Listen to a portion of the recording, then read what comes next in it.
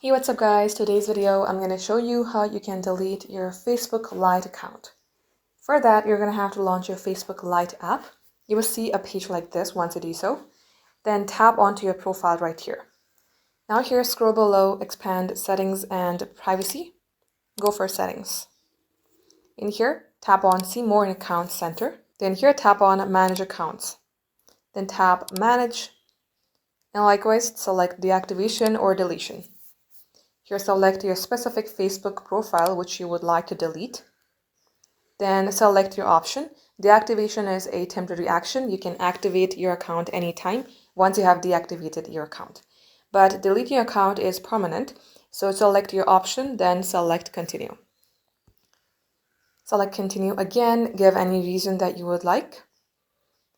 Select no, continue with deletion.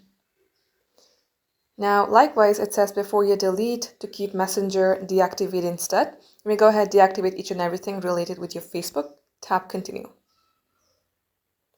Likewise, you're going to have to simply type in your password at the next page, confirm your action, and your Facebook Lite account will be deactivated permanently. Thank you for watching.